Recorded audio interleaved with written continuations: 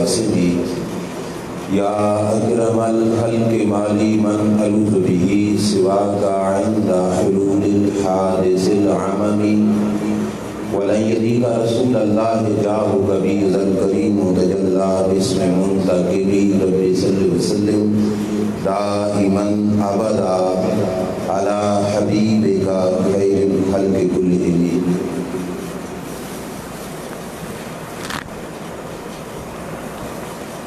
अल्लाह जल्ल मजदुल करीम की हम्द व सना और हुज़ूर सय्यदुल मुरसलीन खातमुन नबिय्यीन इमामुल अंबिया हज़रत मुहम्मद मुस्तफ़ा अहमद मुज्तबा सल्लल्लाहु तआला अलैहि व आलिहि व बारक व सल्लम के दरबार व अखबार में हदिया दुरूद व सलाम व सदद व एहतराम अर्ज़ करने के बाद मुअज़्ज़ज़ सामीन अस्सलामु अलैकुम व रहमतुल्लाहि व बरकातुहू। आज की ये मुबारक महफ़िल रमज़ानुल मुबारक के इन मुक़द्दस लम्हात में इनकात पज़ीर है कि जिसको शब-ए क़द्र कहा जाता है।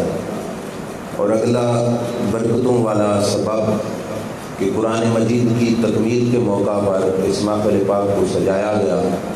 अल्लाह ताला सुनाने वालों का सुनाना और आप हज़रात का सुनना अपनी बारगाह में कबूल व मंजूर फरमाया। अल्लाह करीम एक एक हर्फ के बदले में करोड़ों नेकियां अता फरमाए और अल्लाह ताला कुरान मजीद के मुक़द्दस अल्फाज का सदका हम सब के सीनों को कुरान के नूर से मुनव्वर फरमाए। मैं मुख्तसर सी हाज़री इसी हवाले से आप हज़रात के सामने पेश करूँगा। दुआ कीजिए रब्बे करीम जल्ला व अला शानुहु मुझे हक़ सच बयान करने की और हम सब को अक़ीदा रख के अमल की तौफ़ीक अता फरमाए। मोहतरम सामीन, मुसलमान के पास जिसने कलमा पढ़ा ईमान के साथ साथ जो उसके पास सबसे अजीम सहारा है वो सहारा कुरान मजीद का है। कुरान मजीद फ़कत तरावीह में पढ़ लेने वाली किताब नहीं, कुल चहलम के मौका पर पढ़ी जाने वाली फ़कत किताब नहीं। कुरान वो अजीम किताब है जिसके ज़रिए से हमारा रोता हुआ घर हंसाया जा सकता है, हमारी बिगड़ी हुई मईशत उसको संवारा जा सकता है, हमारे हालात जो दिगरगुं हो चुके ख़राब हो चुके उन हालात को दुरुस्त किया जा सकता है। माहौल के अंदर फैली हुई बदअमनी उसको भी कुरान के ज़रिए से हल किया जा सकता है। अगर कुरान मजीद का मुताला बगौर किया जाए तो कुरान मजीद वो अजीम किताब है जो एक इंसान के सर से लेके पाँव तक के वजूद को सिर्फ नहीं संवारती, पूरी दुनिया के निज़ाम को संवारने का काम अता फरमाती है। मेरे करीम आका सल्लल्लाहु अलैहि वसल्लम का वो जुमला जिस पर मैंने सारी गुफ्तगू करनी है और इस बात से ही हमने चलना है जिसको आपने जहन में शुरू में रख लेना कि मुसलमान का सबसे बेहतरीन और सबसे अजीम सहारा अल्लाह ताला जल्ला शानुहु का कलाम मुक़द्दस है। इस कलाम से बढ़कर आज हमारे पास कोई सहारा नहीं। नबी अकरम सल्लल्लाहु अलैहि वसल्लम जिस वक़्त ज़ाहरी हयात तय्यबा में मौजूद थे, मुसलमानों को जो मसला पेश आता अल्लाह के रसूल की बारगाह में पेश कर देते। अल्लाह के नबी सल्लल्लाहु अलैहि वसल्लम या बज़रिया वाही उस मसले का हल फरमा देते या अपनी ज़ुबान हक़ तर्जमान से उस मसले को हल करके उम्मत को अता फरमा देते। लेकिन एक वक्त आया जिस वक़्त अल्लाह के नबी सल्लल्लाहु अलैहि वसल्लम ने इस दुनिया से पर्दा फरमाना था, दुनिया से कूच करके जाना था। मेरे करीम आका सल्लल्लाहु अलैहि वसल्लम की पर्दा शरीफ से पहले जो सरकार ने आखिरी हज किया उस मौका पर भी और ऐसे ही मुख्तलिफ़ मकामात पर अल्लाह के नबी सल्लल्लाहु अलैहि वसल्लम ये जुमला बोलते रहे जो हदीस की किताबों में मौजूद है, इन्नी तारिकुम फ़ीकुम मा इन तमस्सक्तुम बिही लन तदिल्लू बादी। फरमाया मेरी उम्मत मैं अपने जाने के बाद तुम्हारे अंदर कुछ छोड़ के जा रहा हूँ। वो कुछ क्या है, उसकी शान क्या है? फरमाया जब तक उससे चिमटे रहोगे कभी गुमराह नहीं हो पाओगे। अगरचे फितनों के तूफ़ान उठाएं, फितनों के जखड़ आ जाएं, उन फितनों के तूफ़ान के अंदर भी تم کبھی بھی گمراہ نہیں ہوگے اگر میری اس چھوڑی ہوئی چیز کو تم نے قابو میں رکھا۔ ما ان تمسک تم بھی، تم نے اس کا تمسک کیا۔ اب تمسک کا معنی اگر میں آپ کو اپنے حالات کے اعتبار سے سمجھاؤں تو جیسے گھر سے ماں باپ کہیں باہر جانے لگیں تو چھوٹا سا بچہ ضد کرتا ہے کہ مجھے بھی ساتھ لے کے چلو، ماں باپ انکاری ہوں تو وہ بچہ ان کی ٹانگوں میں یوں چمٹ جاتا ہے کہ میں نے ساتھ آنا ہے۔ اب اس نے کیا کر لیا، ماں باپ کے ساتھ تمسک کر لیا، چمٹ گیا۔ اب ہر حال میں ان کو ساتھ لے کے جانا پڑے گا، تمسک کر لیا نا، چمٹ گیا۔ اللہ کے پیارے محبوب صلی اللہ علیہ وسلم نے ارشاد فرمایا میں تمہارے اندر ایسی چیز چھوڑ کے جا رہا ہوں جب تک اس کے ساتھ چمٹے رہو گے، یوں چمٹ جاؤ گے، فرمایا کبھی بھی گمراہ نہیں ہوگے۔ دنیا کا کوئی بندہ بھی تمہیں گمراہ نہیں کر سکے گا، کوئی ایجنسی تمہیں گمراہ نہیں کر سکے گی، کوئی فرقہ تمہیں گمراہ نہیں کر سکے گا، کوئی کافر، کوئی یہودی، کوئی عیسائی، کوئی مشرک تمہیں گمراہ نہیں کر سکے گا۔ وہ کیا ہے؟ اللہ کے پیارے محبوب علیہ الصلوۃ والسلام نے فرمایا احدہما اعظم من الاخر، فرمایا دو چیزیں ہیں جن میں سے ایک بڑی ہے دوسری سے، ایک کی شان بڑی ہے دوسری سے۔ وہ دو چیزیں کیا بیان کی؟ فرمایا پہلے نمبر پر کتاب اللہ، اللہ کا قرآن ہے، جب تک قرآن سے چمٹے رہو گے کوئی تمہیں گمراہ نہیں کر سکے گا۔ اب آپ غور کیجئے، یہ جملہ اللہ کے پیارے محبوب علیہ الصلوۃ والسلام کا، قرآن سے چمٹ جاؤ گے تو کوئی تمہیں گمراہ، بولیو کوئی تمہیں گمراہ، کوئی ایجنسی، کوئی ورلڈ آرڈر، کوئی بھی تمہیں گمراہ نہیں کر سکے گا۔ کب تک؟ جب تک تم اللہ کے قرآن سے چمٹے رہو گے۔ وجہ یہ ہے قرآن سے چمٹے رہنے میں رب نے ہدایت کو کیوں چھپایا اور کیوں فرمایا کہ قرآن سے چمٹو گے تو ہدایت پا جاؤ گے؟ توجہ کرنا، وجہ یہ ہے ایک ہے میری یہ آنکھ اس کا دیکھنا، ایک ہے آپ کی آنکھ کا دیکھنا، آپ کے کانوں کا سننا، میرے کانوں کا سننا۔ جہاں تک ہماری آنکھ کام نہیں نہ کرتی رب کا قرآن وہاں تک بھی کام کرتا ہے۔ کسی چیز کو میں اور آپ نہیں دیکھ سکتے لیکن رب کا قرآن اسے بھی دیکھ سکتا ہے۔ کسی چیز کو آپ اور میں نہیں سن سکتے، رب کا قرآن اس کو بھی سمجھتا ہے۔ کسی چیز کا ادراک، شعور تمہاری میری سمجھ سے باہر ہے لیکن رب کے قرآن کی سمجھ میں ہر چیز کو رب نے داخل فرمایا ہے۔ اس واسطے فرمایا کہ ہو سکتا ہے تمہارے عقل کا شیشہ دھندلا ہو جائے، تمہیں کوئی سمجھ نہ آ پائے، لیکن اس وقت بھی جب قرآن کا دامن تمہارے ہاتھ میں ہوگا رب تمہیں کبھی گمراہ نہیں ہونے دے گا۔ قرآن نے کئی باطل فرقوں کے پردوں کو چاک کیا، اللہ کے قرآن نے نقاب ہٹائے جس سے جھوٹے اور سچے کی پہچان ہوتی ہے۔ آج کا سادہ لو مسلمان غیروں کے ہتھے چڑھ کر گمراہ ہو سکتا تھا لیکن نہیں ہوگا، کب؟ جب اللہ کے قرآن کے دامن کو پکڑے گا۔ میں مسجد میں بیٹھا ہوں، رب کی قسم اٹھا کے کہہ رہا ہوں، پورا قرآن تو ایک طرف، قرآن کی ایک ایک آیت پوری دنیا کے سامنے اس اکیلے مسلمان کو اتنی جرت عطا کرتی ہے کہ کافر قومیں اتنا ایٹم بم سے نہیں ڈرتی جتنا رب کے قرآن سے ڈرتی ہے۔ اس کی وجہ یہ ہے کہ قرآن میں وہ طاقت ہے جس طاقت کے ذریعے ایسے لوگ اس کائنات میں پیدا ہوئے جن کے سامنے ہزاروں بھی آ گئے تو وہ ایک بندہ بھی ہزاروں پہ بھاری ہو گیا تھا۔ حضرت عمر جیسا بندہ کس نے بنایا؟ اللہ کے کلام نے بنایا، اللہ کے قرآن نے بنایا۔ وہ شخص حضرت عمر کہ جو 12 بکریاں بھی سنبھال نہیں سکتے تھے، آدھی دنیا کو سنبھالا، تو طاقت کیا تھی؟ وہ رب کا قرآن تھا جس کی وجہ سے سنبھال کے بیٹھے تھے۔ وہ اللہ کے قرآن کی طاقت تھی جس کی وجہ سے ساری کائنات کو کور کیا۔ وہ رب کے قرآن کا نور تھا جس کی وجہ سے حضرت عمر کے سائے سے بھی شیطان بھاگتا تھا اور ان کے نام سے بڑی بڑی طاقتیں کانپ جاتی تھیں۔ آج ایک ہم مسلمان ہے کہ باہر سے کوئی کافر زبان ہلاتا ہے، ہماری مسجد میں بیٹھے ہوئے ٹانگیں کانپنی شروع ہو جاتی ہیں، اور ایک وہ مسلمان تھے جن کا نام چلتا تھا اور کفر دور ہوتا تھا اور اسلام کا نور چھا جایا کرتا تھا۔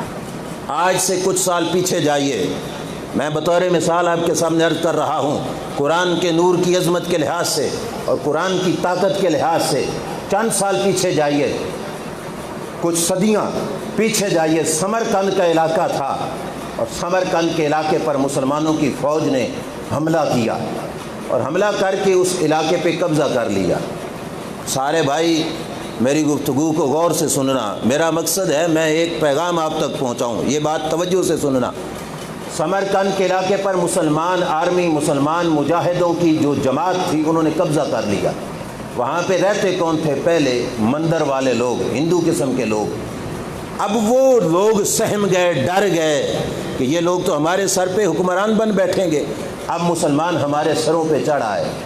ہندوؤں میں سے ایک شخص اپنے مندر والے وڈیرے مولوی جو ان کا مولوی تھا اس کے پاس گیا، اس کو مولوی تو نہیں کہتے، اس کے پاس گیا اور اس کے پاس جا کے کہنے لگا اب ہمارا کیا بنے گا؟ مندر کے وڈیرے نے اسے کہا کہ ہمارے پاس ایک راستہ باقی رہ گیا ہے جس کے ذریعے سے ہم اپنے حالات کو سنوار سکتے ہیں۔ انہوں نے کہا کیا ہے؟ کہا دمشق کے علاقے میں مسلمانوں کا بادشاہ رہتا ہے، اس کے پاس ہم شکایت بھیجتے ہیں کہ تمہاری فوج نے ہمارے علاقے پر اسلامی طریقے سے ہٹ کر جو ہے چڑھائی کر دی ہے، اس کے پاس شکایت بھیجتے ہیں، ہو سکتا ہے اس کے ذریعے سے ہمارے حالات کو درست کیا جا سکے اور سنوارا جا سکے۔ مسلمان فوج نے اصل میں چڑھائی یوں کی تھی کہ ڈائریکٹ ہی حملہ کر دیا تھا اور اس علاقے کو کنٹرول میں لیا تھا۔ اسلام اس طریقے کی اجازت نہیں دیتا۔ اسلام جس وقت بھی مسلم فوج کسی کافروں کے علاقے پر جا کے حملہ آور ہو تو اسلام نے آپشن رکھے کہ سب سے پہلے مسلمان جرنیل اعلان کرے کہ بھائی اللہ کے دین اسلام کو قبول کر لو، کلمہ پڑھ لو، تمہاری ہماری کوئی لڑائی نہیں ہوگی، کلمہ پڑھ لو۔ اگر وہ کہیں کلمہ نہیں پڑھنا تو دوسرا آپشن ان کو دیا جاتا ہے اپنے مذہب پر ہی رہو، لیکن مسلمان حکومت کو ٹیکس دو، مسلمان حکومت تمہاری جان مال کی حفاظت کرے گی اور تم اس سرزمین پر رہو گے ٹیکس دے کر۔ یہ آپشن بھی قبول نہ کرے تو پھر مسلمان فوج کافروں کے خلاف جہاد کرتی ہے۔ بات سمجھ آ رہی ہے نا؟ اس آپشن سے ہٹ کر مسلمان فوج نے سمرقند پر چڑھائی کی تھی اور وہاں کے ہندو شکایت بھیج رہے تھے مسلم حکمران کے نام، اور اس شخص کے ذریعے سے جب انہوں نے شکایت بھیجی نا کہ جاؤ جا کے مسلمانوں کے سربراہ سے یہ شکایت لے کے جاؤ کہ تمہارے مسلمانوں نے ہمارے خلاف ایسا کیا ہے، لہٰذا اب ہمارے حالات پر کچھ نظر ثانی کیجیے۔ ہندوؤں کا شخص سمرقند سے چلا، کئی علاقوں سے گزرتا وہاں پہنچا دمشق میں مسلمانوں کے حکمران سے ملنے کے لیے۔ اب توجہ کیجئے، جب یہ دمشق میں پہنچا تو اس کی ٹانگیں کانپنے لگ گئیں۔ اس نے سوچا کہ حکمران کے پاس جاؤں اور یہ شکایت پیش کروں، ہو سکتا ہے وہ مجھے پکڑ کر وہیں مروا دے، میں پچھلے علاقے والوں کی بہتری سوچ رہا ہوں اور میری اپنی جان چلی جائے گی، چلو اسے نہیں ملتا۔ اس نے ملاقات کا ارادہ ترک کر دیا، لیکن کپڑے ٹھاٹھ باٹھ کے پہنے تھے کہ میں نے مسلمانوں کے سربراہ سے ملنا ہے۔ دمشق کے بازار میں چلتے چلتے ایک بہت بڑا دروازہ نظر آیا، عالی شان قسم کا دروازہ جس پہ نقش و نگار بھی تھے اور بڑا قیمتی قسم کا دروازہ تھا۔ یہ رک کے دیکھتا ہے، اس نے کہا کہ شاید یہ مسلمانوں کے بادشاہ کا محل ہوگا، چلو اس میں اندر داخل تو ہوتے ہیں، دیکھتے ہیں کیا ہے۔ اندر گیا تو ایک طرف پانی کا تالاب تھا، لوگ کچھ اس پر بیٹھے ہوئے تھے، اور اندر گیا تو ایک طرف کچھ لوگ قرآن مجید پڑھ رہے تھے، دوسری طرف کچھ لوگ قرآن و سنت یعنی فقہ کی کتابوں کا مطالعہ کر رہے تھے۔ اس طریقے سے اندر گیا تو لوگوں کو جمع شدہ دیکھا، اس نے سمجھا کہ یہی مسلمانوں کے بادشاہ کا محل ہوگا۔ آگے گیا تو ایک مسلمان نماز پڑھ رہا تھا، یہ اس کے پاس کھڑا ہو گیا۔ جب وہ نماز سے فارغ ہوا تو اس نے پوچھا اس ہندو نے کہ یہ تمہارے بادشاہ کا محل ہے جس میں تم سارے لوگ جمع ہو کے بیٹھے ہو؟ اس مسلمان نمازی نے جواب دینے سے پہلے پوچھا تم یہاں پہ آئے ہو، پہلے بتاؤ تم نے نماز پڑھ لی ہے کہ نہیں پڑھ لی؟ یہ پہلا سوال اس نے کیا۔ اس نے بات کو پھر پھیرا، کیونکہ یہ ہندو تھا، اسے کیا خبر نماز کی۔ اس نے بات کو پھر پھیر کے کہا کہ مسلمانوں کے بادشاہ سے ملنا ہے، یہی محل ہے اس کا۔ مسلمان نے پھر کہا تم نے نماز پڑھ لی ہے کہ نہیں پڑھ لی؟ اب اس نے کہا نماز شماز کا مجھے کوئی پتہ نہیں، میں ہندو ہوں، میں اپنی عبادت کرتا ہوں، مجھے تمہاری نماز کا کوئی پتہ نہیں۔ جب یہ سنا تو مسلمان شخص نے سب سے پہلے کیا کام کیا؟ اس نے کہا بھائی مسلمانوں کے بادشاہ کا محل تو میں تجھے بعد میں بتاؤں گا، پہلے یہ سن لے کہ یہ مسلمانوں کے بادشاہ کا محل نہیں، یہ تو ہمارے رب کا گھر ہے، اسے مسجد کہا جاتا ہے، یہ تو مسجد ہے جس میں تو آیا کھڑا ہے، یہ پر رونق ماحول جو ہے یہ مسجد کا ہے، مسلمانوں کے بادشاہ سے بھی میں تیری ملاقات کراتا ہوں، پہلے تو نماز تو پڑھ۔ اس نے کہا کیسے پڑھوں؟ کہا کلمہ پڑھنا، پہلے مسلمان ہو پھر میں تجھے نماز پڑھنے کا طریقہ سکھاتا ہوں۔ مسجد میں ایک شخص نے کلمہ تو پڑھ لیا جو سمرقند سے آیا تھا۔ آگے اس نے پوچھا کہ مسلمانوں کے امیر کا، بادشاہ کا گھر بتاؤ۔ اب وہ نمازی اس کو لے کر دوسرے دروازے سے نکلا، جب باہر نکلا تو ایک ٹوٹا پھوٹا گھر اور لکڑی کا دروازہ، اس دروازے کی طرف اشارہ کر کے کہا یہ ہے مسلمانوں کے بادشاہ کا گھر، جاؤ جا کے مل لو۔ اب وہ ہندوؤں میں پلنے والا شخص جس نے اپنے وڈیروں کے بڑے بڑے نخرے دیکھے ہوں اور بڑی بڑی ٹھاٹ باٹ دیکھی ہو، وہ کب مانے کہ یہ مسلمانوں کے بادشاہ کا گھر ہے، اور اس بادشاہ کا گھر ہے جس نے آدھی دنیا پہ حکومت کر رکھی ہے، کہ یہ ٹوٹا پھوٹا گھر، یہ لکڑی کا دروازہ۔ اس نے کہا یہ گھر نہیں ہو سکتا۔ یہ واپس گیا، نمازی کو پکڑا، نے کہا یار مذاق کیوں کرتے ہو، میں نے مسلمانوں کے بادشاہ کا گھر پوچھا ہے، یہ کون سا گھر ہے؟ اس نے کہا یہی مسلمانوں کے بادشاہ کا گھر ہے۔ اس نے دروازے کی سوراخوں سے جھانک کے دیکھا تو اندر ایک بوڑھا شخص مٹی سے نہ اپنے دیوار کی لپائی کر رہا تھا، اور ایک بوڑھی خاتون بیٹھے برتن دھو رہی تھی۔ اب اس نے سوچا کہ یہ تو مسلمان کے بادشاہ کا گھر تو نہیں ہو سکتا، پھر گیا نمازی کے پیچھے۔ نمازی نے تیسری دفعہ تسلی دے کے کہا بھائی ہم لوگ جھوٹ نہیں بولتے، جو کہا یہی ہے، یہیں پہ دستک دو تمہاری ملاقات ہو جائے گی۔ دروازے پہ دستک دی، وہ بوڑھا شخص جو لپائی کر رہا تھا وہ دروازے پہ آیا، ملاقات ہوئی نا، تو ملاقات ہونے کے بعد پوچھا کہ تم ہی مسلمانوں کے امیر ہو؟ تو انہوں نے کہا ہاں، عمر بن عبدالعزیز مجھے ہی کہا جاتا ہے۔ یہ تھا مسلمانوں کا بادشاہ۔ اب اصل بات آگے ہے جو میں نے عرض کرنی ہے۔ اب اس نے ملاقات کی اور جیب سے رکا نکال کے دیا کہ یہ شکایت ہے سمرقند کے لوگوں کی، اس کو دیکھو۔ انہوں نے دیکھا، ابھی شکایت نامہ پڑھ رہے تھے کہ گلی میں اٹھا شور کہ کسی بچے نے کسی دوسرے بچے کا سر پھوڑ دیا، پتھر مارا اور سر پھٹ گیا۔ اچانک وہ بچہ دوڑتا ہوا آیا تو اس نے اس بابے کے جو ہے ٹانگیں پکڑی، پتہ چلا کہ جس بچے کا سر پھوڑا گیا ہے وہ بادشاہ کا بیٹا ہے، امیر المومنین کا بیٹا، عمر بن عبدالعزیز کا بیٹا ہے، اور جس نے سر پھوڑا ہے وہ دوسرے کسی اور کا بچہ ہے۔ وہ شکایت کرنے لگا بچہ کہ بابا جی فلاں نے میرے سر میں پتھر مارا، میرا تو سر زخمی ہو گیا۔ ابھی یہی بات چل رہی تھی کہ پیچھے سے اس بچے کی ماں آ گئی جس نے وہ پتھر مارا تھا اور اس بچے کا سر زخمی کیا تھا۔ اس نے کہا امیر المومنین، فیصلہ کرنے سے پہلے میری عرضی سن لینا، جس بچے نے پتھر مارا ہے وہ یتیم بچہ ہے، اور میں اس کی بیوہ ماں ہوں، اس بچے کو سزا نہ دینا، میں عرضی لے کے آئی ہوں، وہ یتیم بچہ ہے، نادانی میں اس سے پتھر لگ گیا۔ اب یہ ہندو سوچ رہا تھا کہ اس بچے کی تو جان کی خیر نہیں، جس نے مسلمانوں کے امیر کے بیٹے کو مارا، شہزادے کو مارا۔ یہی سن رہا تھا کہ امیر المومنین نے پتہ ہے کیا پوچھا؟ اس بیوہ خاتون سے پوچھا یہ بتاؤ تمہارے یتیم بچے کا وظیفہ لگ چکا ہے کہ نہیں لگا؟ تمہارے یتیم بچے کا وظیفہ حکومت کی طرف سے لگ چکا ہے کہ نہیں لگا؟ اس نے کہا ابھی نہیں لگا۔ تو فرمایا چل جلدی کر، نام لکھا، کل سے وظیفہ تیرے گھر میں پہنچا دیا جائے گا۔ ہندو کے تو پاسے یہیں سے ہی پرت گئے نا جو آیا تھا، کہ یہ ہے مسلمانوں کے امیر کے دربار کا حال، کہ جہاں پہ انہوں نے اپنے بیٹے کا نہیں سوچا، اپنی رعایا کے یتیم بچے کا سوچا اور اس کی خیر خواہی کی۔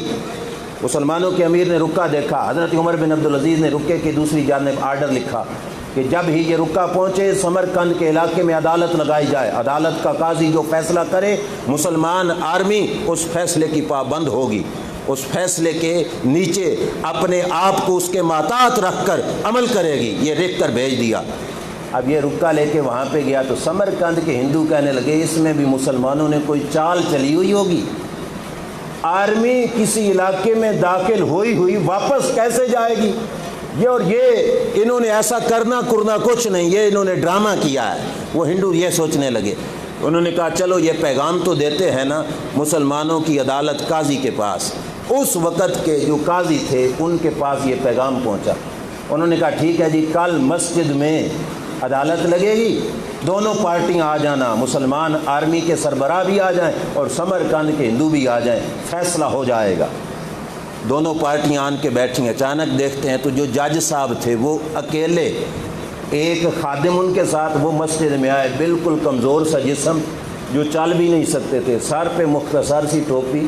ہندوؤں نے دیکھا، انہوں نے کہا اس نے کیا فیصلہ کرنا ہے، لیکن وہ اللہ کے بندے مسجد میں آئے، پہلے تو انہوں نے 2 رکعت نفل ادا کیے، پھر مسجد کی ستون کے ساتھ یوں ٹیک لگا کے بیٹھے اور کہا مسئلہ کیا ہے۔ جب مسئلہ سامنے رکھا گیا تو انہوں نے کہا اس مسئلے میں رہنمائی ہماری اللہ کا قرآن بھی کرتا ہے، مصطفیٰ کا فرمان بھی کرتا ہے صلی اللہ علیہ وسلم، ہم اس کے مطابق فیصلہ کریں گے۔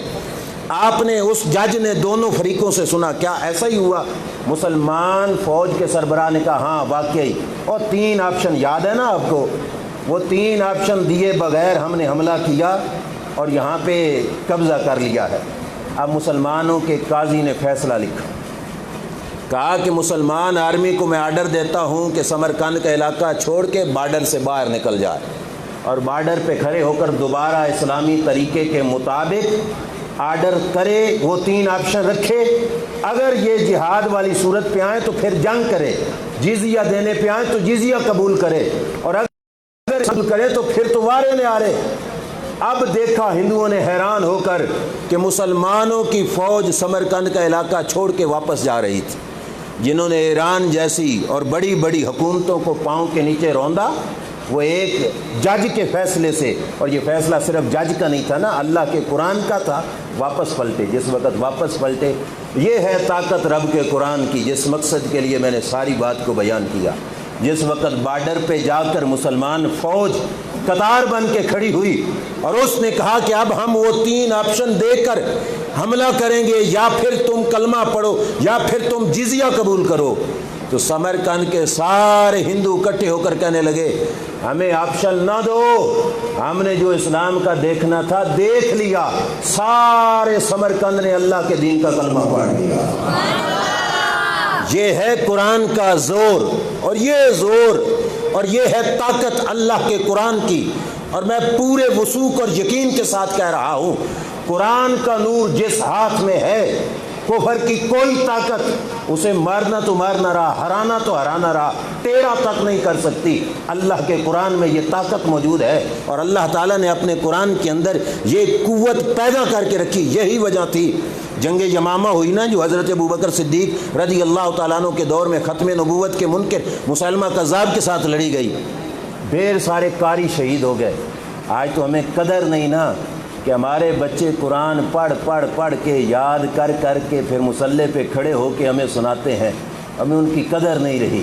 اس وقت جنگ کے میدان میں جس وقت قاری شہید ہوئے نا، تو مسلمانوں کو سب سے پہلا جو خطرہ پڑا وہ کیا تھا؟ حضرت عمر آ گئے حضرت ابوبکر کے پاس، ابوبکر آرڈر کرو جو قرآن کی آیات کسی کے پاس ہیں وہ جمع کر کے باقاعدہ کتابی شکل دی جائے قرآن کو، یہ نہ ہو کہ قاری شہید ہوتے جائیں اور قرآن ہمارے ہاتھوں سے نکل جائے، اس واسطے قرآن کو جمع کیا جائے۔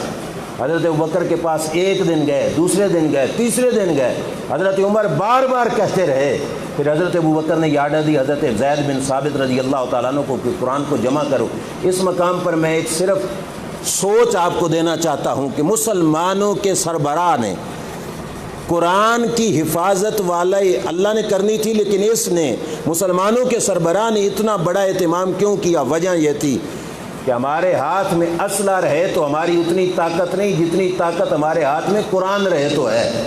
ہمارے پاس کروڑوں اربوں خربوں کی فوج ہو تو ہماری اتنی طاقت نہیں جتنی طاقت اس وقت ہے جب ہمارے ہاتھ میں اللہ کا قرآن ہے۔ تو حضرت ابوبکر نے سب سے پہلے قرآن کی حفاظت والا کام سر انجام دیا کہ قرآن محفوظ رہے۔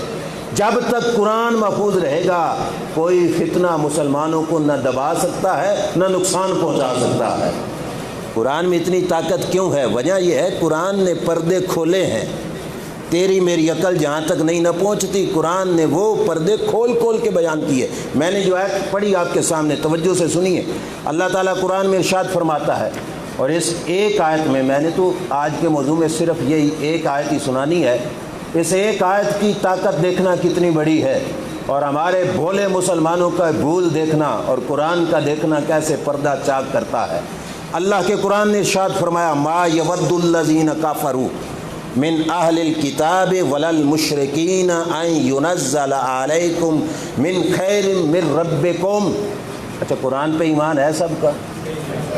بولیے نا، ہر آیت پہ ایمان ہے نا ہمارا؟ اب قرآن کی آیت سن کر یہ نہ کہنا نہیں جی یہ ایسے اور ویسے، ترجمہ میرا غلط ہو تو میں مجرم ہوں، مطلب غلط ہو تو میں مجرم ہوں، میں آپ کے سامنے بیٹھا ہوں، لیکن جو قرآن کہے اس پہ ایمان تو ہمارا ہے۔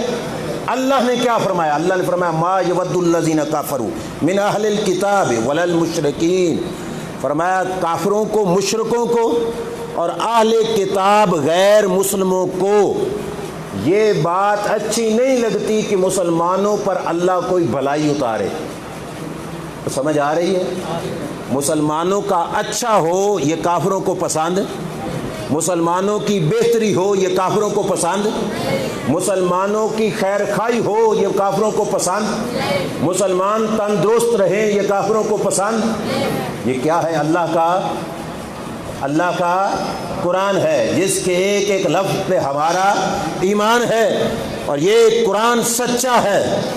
اب قرآن کہتا ہے کہ مسلمان کی بھلائی کافر کو پسند، اور بولیے نا کافر کو پسند۔ جس کو اختلاف ہوا وہ بعد میں بے شک سوال کر لے میرے سے، میں انشاءاللہ وہ آپشن رکھوں گا، لیکن فی الحال اس بات کے ساتھ بولو کہ کافروں کی مسلمانوں کی بھلائی کافروں کو پسند، کسی کافر کو پسند نہیں۔ اگر کوئی کافر یہاں بیٹھ کر تمہارے پاؤں کی تلیاں اپنی زبان سے چاٹے اور تمہاری آنکھوں پہ آنکھیں، پاؤں پہ آنکھیں دھر کے بیٹھا ہو، کیا سمجھو گے ہمارا خیر خواہ ہے؟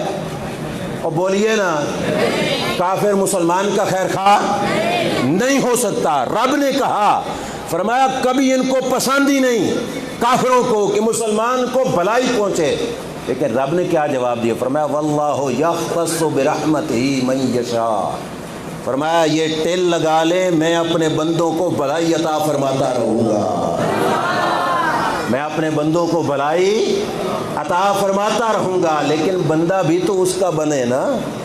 کوئی سرکش بن کے منہ موڑ کے اس کا دار چھوڑ کے پیچھے ہٹے تو اس کی اپنی بدقسمتی، لیکن انہوں نے ٹیل لگایا کافروں نے، یہ رب کے کلام سے چمٹا رہا۔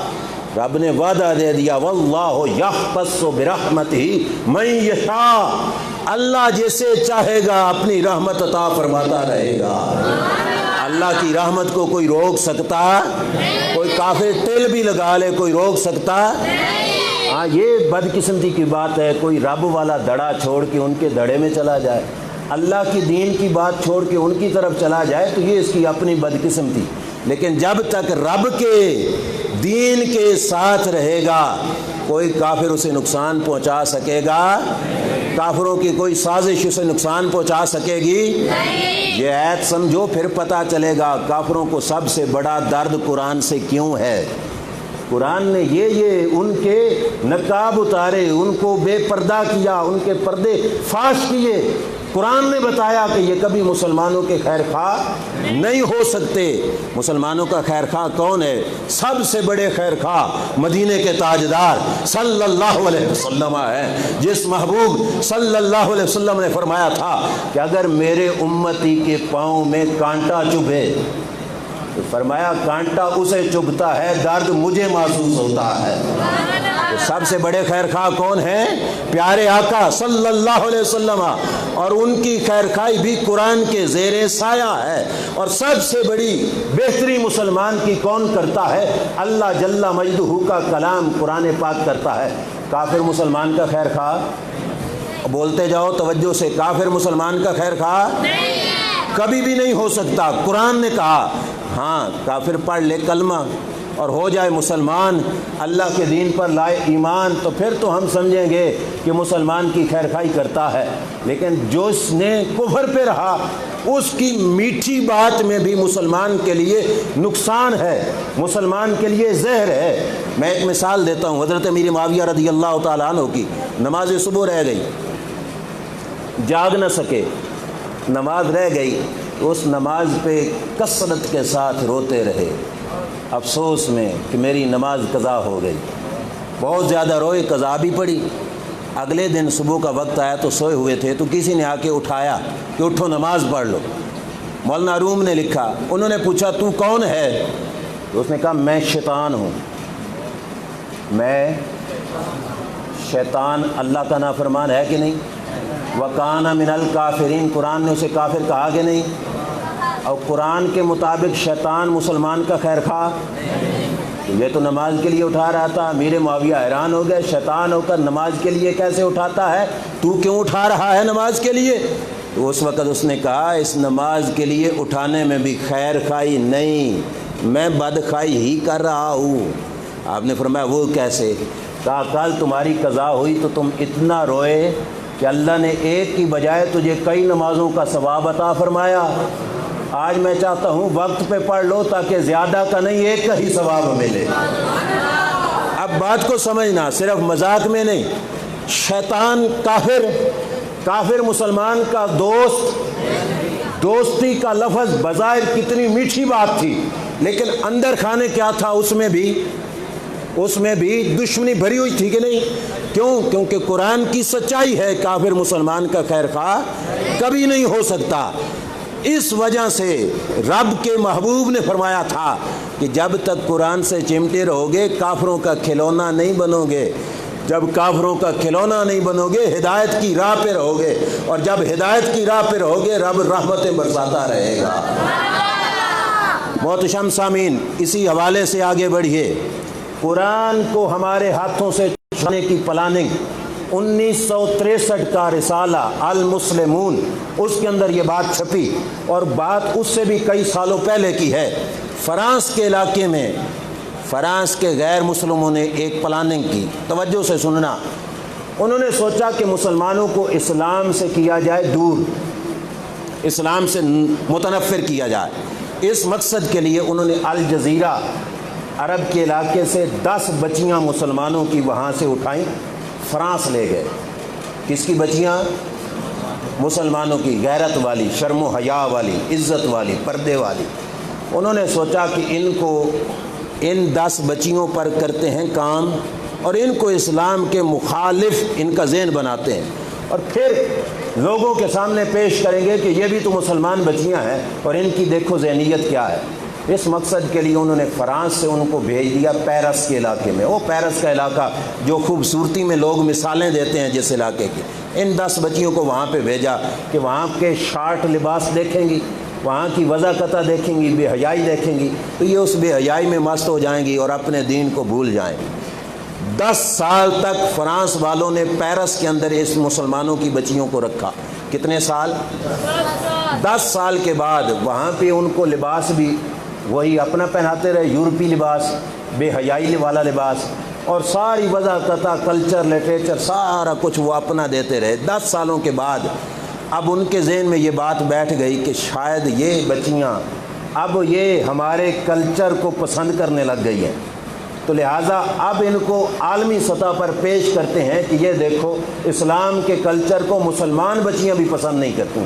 اس مقصد کے لیے فرانس میں انہوں نے ایک کانفرنس کی، سیمینار کیا، جس میں انہوں نے بیرون ممالک سے وزیروں کو، وڈیروں کو بلایا، اور بلا کر مسلمان بچیاں سائڈ پہ تھیں، انہوں نے ساری تقریریں کی کہ ہم نے محنت کر کے مسلمانوں کے ذہنوں سے اسلام کی محبت نکال دی ہے اور اسلام کی سوچ نکال دی ہے۔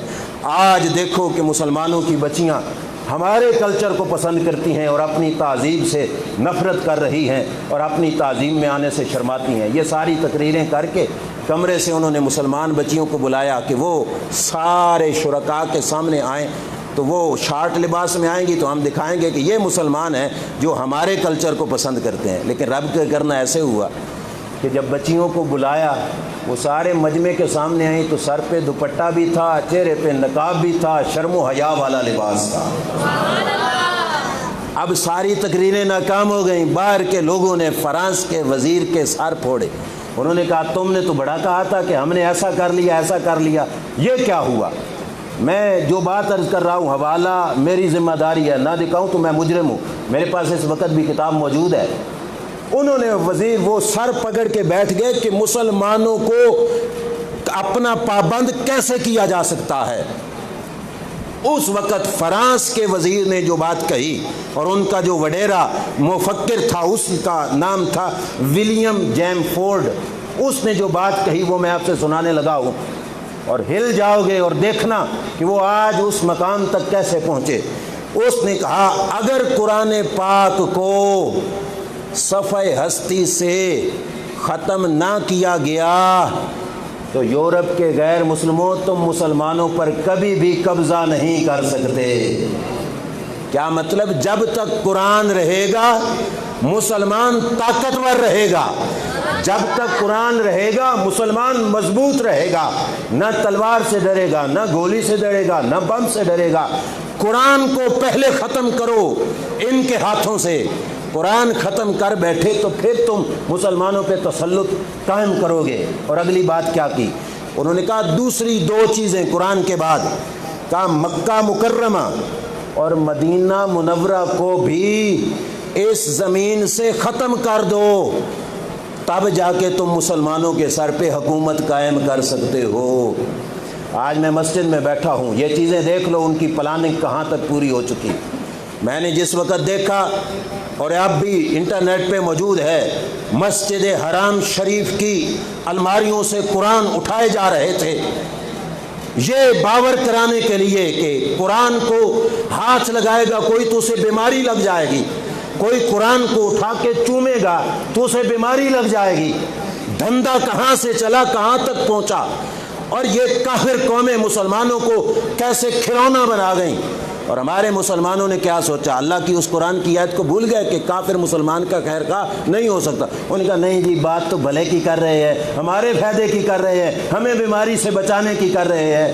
اوے حرم شریف کا تو وہ علاقہ ہے جس علاقے میں بکری پر شیر بھی حملہ نہیں کرتا، وہ امن کا علاقہ ہے۔ رب اجعل ھذا البلد آمنا، اور اس علاقے سے قرآن کو اٹھانا، قرآن وہ جس قرآن کو میرے رب نے شفا کہا، اور یہ کہہ کر کہ یہ بیماری لگائے گا، یہ کتنی بڑی بے ادبی ہے قرآن مقدس کی۔ یہ خطرناک پلاننگ ابھی وہاں تک ہے، اور یہ خدا نہ خواستہ اگر ہم بدھو بنے رہے تو یہ پتہ نہیں کہاں سے کہاں تک پہنچے گی۔ ہم نے سمجھا کہ یہ ہماری خیر خواہی کر رہے ہیں۔ ابھی وہ بات یاد ہے نا، قرآن پہ ایمان ہے کہ کافر مسلمان کا خیر خواہ کبھی ہو سکتا، کبھی ہو سکتا۔ کافر اگر کہے کہ مسجد بند کرو بیماری لگے گی، مسلمان کہے نہیں جی ہماری خیر خواہی کر رہے ہیں۔ ہم قرآن اٹھا کے 1000 بار کہیں گے کہ مسجد میں بے شک تیزاب ڈالا ہوا ہو، آگ لگی ہوئی ہو، مسلمان کو وہ آگ بھی نقصان نہیں پہنچا سکتی۔ کیوں؟ کیونکہ رب نے مسجد میں آنے کا آرڈر عطا فرمایا، اللہ کے رسول نے آرڈر عطا فرمایا ہے۔ پچھلی رات آپ نے دیکھا ہوگا فلسطین میں بیت المقدس میں ہمارے جن مسلمانوں نے نماز ادا کی، کروڑوں سلام ان کی عظمتوں کو، جنہوں نے برستی گولیوں میں، بمبوں میں، بارودوں میں ٹھا ٹھا کی آوازیں آ رہی تھیں، اور وہ رب کے حضور سجدہ ریز ہو رہے تھے، اور انہوں نے کسی چیز کی پرواہ نہیں کی۔ اور یاد رکھنا وقتی طور پر اگر کسی کو موت آ بھی جائے، یہ موت موت نہیں، یہ وہ موت ہے وَلَا تَقُولُوا لِمَن يُقْتَلُ فِي سَبِيلِ اللَّهِ أَمْوَاتٌ، کہ رب فرماتا ہے یہ مر جائیں تو بھی ان کو مردہ نہ کہنا، ان کو میں رزق عطا فرماتا ہوں، یہ زندہ ہیں۔ لہٰذا اس کی پلاننگ کے تحت آ کے کبھی اسلام سے نہ ٹکرانا۔ کوئی یہ نہ کہے کہ مولانا احتیاط کے خلاف ہیں، احتیاط کرو۔ ہم سردیوں میں جرابیں پہنتے ہیں تو احتیاط نہیں؟ کسی مولوی نے روکا؟ اور بولو نا، ہم بڑی بڑی چادریں دھو سے اوپر لپیٹ لیتے ہیں، اتنے موٹے موٹے کوٹ پہنتے ہیں، احتیاط ہے یا اور کیا ہے؟ احتیاط ہی تو ہے، احتیاط کے لیے ہی تو کرتے ہیں، لیکن وہ احتیاط جو دین سے ٹکرائے، ہم اس احتیاط کے بارے میں بات کر رہے ہیں۔ مکہ شریف بند، مدینہ شریف بند، اللہ کے قرآن سے دوری، اور یہ دو چیزیں باقاعدہ پلاننگ سے اللہ کے دین سے دوری کے لیے کہ مسلمان تب ہاتھ چڑھے گا۔ اب میں پوچھتا ہوں، مدینہ شریف کی بستی وہ بستی ہے جس بستی پہ اللہ کی ہر گھڑیوں میں رحمت برستی ہے۔ یہ صرف تقریری جملہ نہیں، میرے نبی علیہ الصلوۃ والسلام نے فرمایا تھا کہ جس وقت میں نے مدینہ پہ قدم رکھا اللہ نے بیماریوں کو یہاں سے دفع فرما دیا ہے۔ اور اس وقت پچھلے سال ہیلتھ سینٹر والوں نے باقاعدہ سروے کیا مدینہ شریف کی فضا کا، اور انہوں نے باقاعدہ نتیجہ یہ نکالا، روئے زمین کے کسی خطے کی فضا میں اتنی صحت نہیں جتنی صحت مدینہ رسول کی فضا میں موجود ہے۔ جب بیماریاں ہیں ہی نہیں تو بند کرنے کا مطلب کیا؟ مطلب یہ ہے کہ اس رشتے کو اللہ کے نبی سے مسلمانوں کا توڑنا۔ ہمارے دین کے اندر دیکھنا، حضرت غوث اعظم شیخ عبد القادر جیلانی رضی اللہ تعالیٰ عنہ کے زمانے میں طاعون کی وبا آ گئی، وبا پھیلی۔ اب یہ تو پاکستان بہت بڑا ہے، پوری دنیا کے علاقے تو بہت بڑے ہیں، بغداد تو چھوٹا سا علاقہ تھا، ایک دن میں ہزار بندہ مرنے لگا۔ کتنا بولیے؟ ہزار بندہ مرنے لگا۔ لوگوں نے آ کے عرض کیا حضور غوث پاک رضی اللہ تعالیٰ، یہ بات بھی کتاب سے دکھانا میری ذمہ داری ہے، میرے پاس اس وقت کتاب ہے۔ انہوں نے شکایت کی حضور لوگ بیماریوں سے مر رہے ہیں، وبا آ گئی ہے، کیا علاج ہے؟ غوث پاک نے یہ نہیں کہا مسجد بند کر دو، میرا مدرسہ بند کر دو، میرے پاس آنا جانا بند کر دو، یہ بند کر دو، وہ بند کر دو، نہیں، پوری یقین سے اور ذمہ داری سے میں عرض کر رہا ہوں۔ آپ نے کیا آرڈر دیا؟ فرمایا میرے مدرسے کے اردا گرد جو گھاس لگا ہے وہ گھاس کاٹ کر بیماروں کو پھیرتے جاؤ، اللہ شفا عطا فرمائے گا۔ امام الانبیاء کی 11ویں پشت میں آنے والے سید زادے کا گھر نہیں مدرسہ نہیں، مدرسے کے ارد گرد کا گھاس اگر وباؤں سے بچاتا ہے تو رب کا گھر بھی وباؤں سے بچاتا ہے، مدینہ شریف بھی بیماریوں سے بچاتا ہے، رب کا قرآن بھی بیماریوں سے بچاتا ہے۔ کوئی لاکھ ٹکرے مارے، اسے کہنا نہیں ہمارے قرآن نے کہا کافر مسلمانوں کی خیر خواہی کبھی کر سکتا، خیر خواہ ہو سکتا۔ ہمارے غوث پاک وہ گھاس ختم ہو گیا اور لوگوں کی تعداد زیادہ تھی، گھاس سب تک نہ پہنچ سکا، تو آپ نے کیا فرمایا؟ فرمایا اب ایسا کرو پانی میں گھولتے جاؤ، مریض کو پانی پلاتے جاؤ۔ کس کا؟ اس اردا گرد والے گھاس کا، گھاس کو گھولتے جاؤ، مریض کو پلاتے جاؤ، اللہ اسی سے شفا عطا فرمائے گا۔ جن کے مدرسے کے گرد کے گھاس شفائیں دیں، ہمیں تو مدینے کی مٹی میں بھی شفا نظر آتی ہے، مدینے کی فضا میں بھی شفا نظر آتی ہے۔ وہ کون سا مدینہ؟ مشکات شریف میں حدیث ہے، مدینہ شریف میں کات پڑ گیا، صحابہ پریشان۔ کات مشکل ہے کہ نہیں؟ ایک مشکل ہے کہ نہیں؟ مسلمان مشکل میں پڑے، شکایت لے کے آئے حضور علیہ السلام کی زوجہ محترمہ سیدہ طیبہ طاہرہ امی عائشہ صدیقہ رضی اللہ تعالیٰ عنہ کے پاس، امی جان کات پڑ گیا، بارش نہیں آ رہی۔ اب جواب سننا کیا ہے؟ آپ نے فرمایا انظروا قبر النبی صلی اللہ علیہ وسلم، فرمایا جاؤ اللہ کے نبی کی مزار پہ چلے جاؤ۔ کہاں جاؤ؟ اب بولیے کہاں جاؤ؟ اللہ کے نبی کی مزار پہ چلے جاؤ۔ جن حضرات کو حاضری کی سعادت نصیب ہوئی ہے، جنہوں نے مدینہ شریف دیکھا ہے، اللہ سب کو نصیب فرمائے۔ وہ بجا بتائیں مزار شریف میں اور مسجد شریف میں چوکھا فاصلہ ہے، بہت زیادہ فاصلہ ہے۔ مسجد بھی تو قریب تھی نا، سیدہ یہ بھی تو فرما سکتی تھیں جاؤ مسجد میں چلے جاؤ، لیکن بتا رہی تھی مسجد میں جانا اسی کا قبول ہوگا جو یہاں سے ہو کے جائے گا۔ کہا یہاں پہ جاؤ، پہلے مزار رسول پہ کریں کیا؟ کہا مزار رسول کی آس پاس ہے دیوار، دیوار کے اوپر ہے چھت، اس چھت میں کرو سوراخ، سیدھا مزار شریف کے بالکل اوپر کر کے نا چھت میں کرو سوراخ۔ اماں جان کیا ہوگا؟ فرمایا آسمان کرے گا زیارت مصطفیٰ کے مزار کی اور رب رحمتوں کے دروازے کھول دے گا۔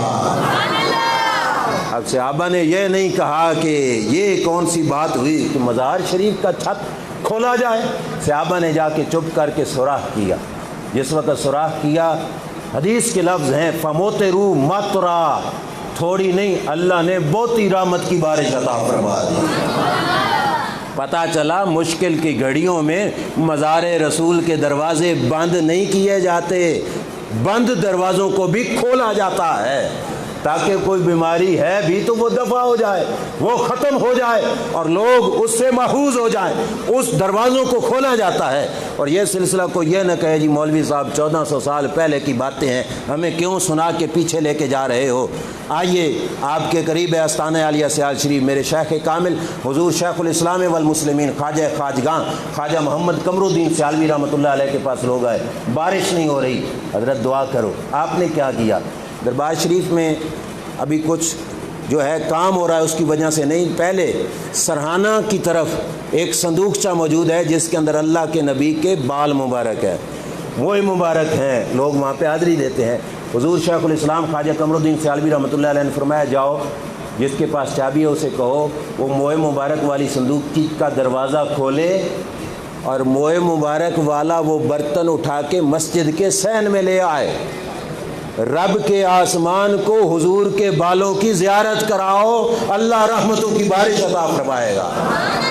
اور یہ بات بھی کتاب میں موجود ہے، یہ کتاب میرے پاس یہاں پہ نہیں، یہ گھر موجود ہے، اس میں لکھا ہے کہ وہ برتن اٹھا کے مسجد میں لایا گیا، آسمان نے زیارت کی، ابھی واپس نہیں لے کے گئے تھے کہ بادل بھی بن گئے اور رب نے رحمتوں کی بارش بھی برسا دی۔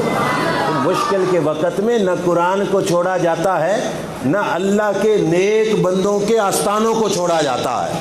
یہ بیماریاں شماریوں کے نام پر مسلمانوں کو دین سے دور کیا جا رہا ہے۔ ہمیں یہ پورے سال کے بعد ہم قرآن سنا کرتے تھے مسجدوں میں، ابھی بھی کئی جگہوں پہ یہ سلسلہ جاری ہے، لیکن یہ سلسلہ اللہ کے فضل سے جاری رہے گا۔ لیکن روکنے والوں نے روکا اس مقام پر بھی کہ تھوڑی تراویح پڑھی جائیں، تھوڑا ٹائم مسجد میں دیا جائے۔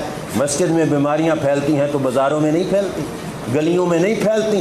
میں نے فیصل آباد کی مسجد میں یہ بات اونچی آواز میں کہہ دی تھی اور یہ بات میں یہاں پہ بھی کہہ رہا ہوں، حق کے کہنے میں شرم نہیں، بات ویسے شرم کی ہے، حق بات میں شرم نہیں۔ نومبر کا مہینہ تھا اور وہاں پہ بھی نا دھکے سے لوگوں کو پرے کرتے تھے، چلو جی سائڈ پہ کھڑے ہو جاؤ، ہمارے قریب نہ کھڑے ہو۔ کون سے بندے جو موٹر سائیکل پہ تین بیٹھ کے اکٹھے مسجد میں آئے، نماز پڑھنے لگے جی تو چلو جی 2 فٹ پرے ہو جاؤ۔ افسوس نہیں ہے موٹر سائیکل پہ بیٹھنے سے تمہیں بیماری نہیں لگی، اور رب کے گھر میں جہاں اللہ کے نبی کا آرڈر تھا وہاں پہ تمہیں بیماری لگتی ہے۔ اور پھر میں نے یہ بات کی، جو میں بات عرض کرنے لگا وہ یہ ہے کہ مارچ سے وہ پلاننگ چلی تھی، نومبر کا مہینہ تھا اور وہ کہتے تھے چلو جی فاصلہ پر ہٹو۔ میں نے جو بات کہی وہ اب بھی کہہ رہا ہوں، کسی کو اختلاف وہ تو کر سکتا ہے لیکن دلائل سے۔ میں نے کہا اگر مارچ کے مہینے سے لے کر نومبر تک کوئی شادی شدہ شخص اپنی بیوی کے پاس نہیں گیا، ڈسٹینس کرتا رہا، وہ تو مسجد میں بھی ڈسٹینس کرے۔ اور وہاں پہ پاس جاتے رہے ہو تو مسجد میں کیوں ڈسٹینس تمہیں یاد آ جاتا ہے؟ اگر بیماری وہیں پہ نہیں لگتی تو بیماری یہاں پہ بھی نہیں لگتی۔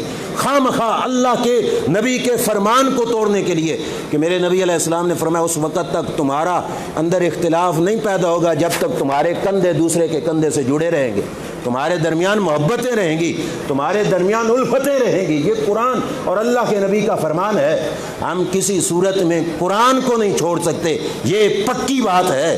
کیوں؟ کہ ہمیں پتہ ہے ہماری ماں بھی ہماری اتنی خیرخواہی نہیں کر سکتی جتنی خیرخواہی ہمارا رب ہماری فرماتا ہے، ہمارا باپ بھی ہماری خیرخواہی اتنی نہیں کر سکتا جتنی خیرخواہی ہمارا رب ہماری فرماتا ہے۔ اگر ایسا مسئلہ پیدا ہونا تھا تو رب نے تو اپنے نبی کو خاتم النبیین بنایا ہے صلی اللہ علیہ وسلم۔ اگر ایسی مسئلہ ہونا تھا تو سرکار حدیثوں میں ایسے آپشن دے کے جاتے کہ ایسا مسئلہ ہو تو ایسا کر لینا، ایسا کر لینا، ایسا کر لینا۔ اگر نبی علیہ السلام نے نہیں فرمایا تو اس مقام پر دین کو توڑنے کی بجائے اللہ کے سامنے سر بسجود ہو کر اپنے گناہوں کی معافی مانگ کر رب سے توبہ کیجئے، رب رحمتوں کے دروازے آج بھی کھول دے گا۔ اللہ تعالیٰ کی بارگاہ میں کمی نہیں ہے، اس واسطے ہر وقت ہر لمحہ قرآن سے چمٹے رہو۔ میرے محبوب علیہ الصلوۃ والسلام قیامت کے دن اللہ کے دربار میں شکایت کریں گے، یا رب ان قوم اتخذوا ھذا القرآن مہجورا، یا اللہ میری اس امت نے قرآن کو چھوڑ دیا تھا۔ اور اس کے تحت مفسرین نے حدیث لکھی، قیامت کا دن ہوگا قرآن اس بندے کو یہاں سے پکڑ کے لے آئے گا جس نے گھر کی الماری میں قرآن رکھا پر سینے سے نہیں لگا، اپنے سینے میں نہیں بھرا، عمل میں نہیں لے آیا، قرآن پکڑ کے لے آئے گا، قرآن کہے گا یا اللہ فیصلہ کر اس کا اور میرا، کیا فیصلہ کروں؟ رب فرمائے گا کیا فیصلہ کروں؟ وہ کہے گا یا اللہ اس نے مجھے گھر میں تو رکھا مگر مجھے سینے سے نہیں لگایا، مجھے پڑھا نہیں، مجھ پہ عمل نہیں کیا۔ تو خدا نخواستہ یہ نوبت آئے، قرآن کی طرف آ جائیے۔ قرآن روحانی بیماریوں سے بھی بچاتا ہے، جسمانی بیماریوں سے بھی بچاتا ہے۔ قرآن ہر معاشرے کے فتنے کا علاج بھی ہے اور ہر قسم کی تنگی کا علاج بھی قرآن مقدس میں موجود ہے۔ کوئی بھی مسئلہ بن جائے اللہ کے قرآن سے وابستہ ہو جائیے، قرآن کی وابستگی ہمیں ہر قسم کی پریشانیوں سے نجات عطا فرمائے گی۔ خانپور کا علاقہ سنا ہے؟ سندھ کے قریب خانپور کا علاقہ، 2008 کے 9 ان دنوں کی بات ہے، اس وقت رمضان شریف اگست کے مہینے میں تھا، اگست کے مہینے میں رمضان شریف تھا اور سیلاب آیا ہوا تھا۔ توجہ کرنا، یہ بات بڑے غور سے سننا۔ یہ بات چھپی نوائے وقت اخبار میں اور اخبار والوں نے کہا کہ عینی شاہدین، مطلب ہم نے آنکھوں سے دیکھی۔ وہاں ایک قصبہ ہے خانپور کے قریب، قصبے کا نام ہے اوستا محمد۔ اوستا، اس قصبے کے قریب سے ہی دریائے سندھ گزرتا تھا، تو اچانک سیلابی ریلے نے نا دریائے سندھ کے اس بننے کو پھاڑ کر اس قصبے کا رخ کر لیا، اوستا محمد والے قصبے کا۔ سیلابی ریلا ادھر کو آنے لگا، اب لوگ بھاگے بھاگے، کیا علاج اور کہاں سے ملتا ہے؟ وہاں سے ملتا ہے جن کو ہم کچھ نہیں نہ سمجھتے، مشکل کے وقت میں وہی لوگ کام آتے۔ مسجد کے امام کے پاس گئے اور کہا کہ کچھ کرو، ہمارا علاقہ ڈوبتا ہے۔ یہ اخباری بات ہے، یہ بھی یعنی چند سال پہلے کی اخبار میں چھپی ہے۔ انہوں نے کہا کچھ کرو، ہمارا علاقہ ڈوبتا ہے۔ اوستا محمد کی مسجد کا امام، سادہ لو انسان، اس نے مسجد کی الماری سے نکالا قرآن اور کہا چلو میرے ساتھ۔ خانپور پل پہ آ گیا اور جس وقت سیلابی ریلا قریب آیا نا تو اس نے یوں قرآن ہاتھ میں اٹھا کے کہا اے سیلاب کے ریلے، تجھے اللہ کی سچی کتاب کا واسطہ ہمارے علاقے کا رخ نہ کرنا۔ نوائے وقت والوں نے لکھا کہ قرآن دکھانے کی دیر تھی، سیلابی ریلے نے اپنا رخ موڑ دیا، سیلابی ریلے نے اپنا رخ موڑ دیا اور اللہ نے اس قصبے کو سیلاب کی تباہ کاریوں سے نجات عطا فرمائی۔ یہ کس کا نتیجہ تھا؟ اللہ کے قرآن کا نتیجہ تھا۔ آج بھی کوئی یقین تو کرے، اللہ کے کلام پر پوری طرح یقین تو کرے۔ ہم صرف سر مار لیں جی ٹھیک ہے مولوی صاحب، اور سال کے بعد صرف تراویح میں سن لیں اور سمجھے کہ ہمارا حق ادا ہو گیا۔ نہیں، اپنی اولاد میں سے گھٹ سے گھٹ، کم سے کم ایک بچہ اللہ کے قرآن کے لیے وقف کرو۔ کچھ پڑھے نہ پڑھے، رب کا قرآن تو پڑھے نا، اللہ کا قرآن سمجھے۔ ہماری 70 سالہ زندگی بیت گئی، ہمیں نہیں پتہ کہ قرآن میں رب نے ہم سے کیا کہا۔ ذرا قرآن کو سمجھ لیجئے، انشاءاللہ ہر قسم کے فتنوں سے اللہ کریم نجات عطا فرمائے گا۔ میری گفتگو ختم۔ آپ حضرات کے ذہن میں میری کسی بات پر شبہ ہو، اعتراض ہو، میں ناراض نہیں ہوں گا، خوشی کے ساتھ۔ کسی بھائی کو بھی شبہ ہو تو وہ کھلے دل سے اعتراض کر سکتا ہے، سوال کر سکتا ہے۔ کوئی بات سمجھ نہ آئی ہو تو وہ پوچھ سکتا ہے، اور اگر بات کے ساتھ اختلاف ہے تو بیان کر سکتا ہے کہ آپ نے یہ بات کہی۔ جو میرے علم میں ہوا میں اس کا جواب عرض کروں گا، اگر کسی بھائی کے ذہن میں ہے تو وہ ضرور ارشاد فرمائے، اور اگر نہیں تو قرآن کے اس حکم پہ ایمان پکا رکھنا۔ ما یود الذین کفروا من اہل الکتاب ولا المشرکین ان ینزل علیکم خیر من ربکم، کہ اللہ کی طرف سے خیر تمہیں پہنچے تو کافر کو اچھی نہیں لگتی، کافر مسلمان کا خیر خواہ نہیں ہو سکتا۔ اللہ تعالی ہمیں کفار کے شر سے محفوظ فرمائے اور اللہ کریم ہمیں اپنی رحمتوں کی پناہ میں جگہ عطا فرمائے۔ وآخر دعوانا الحمد للہ رب العالمین۔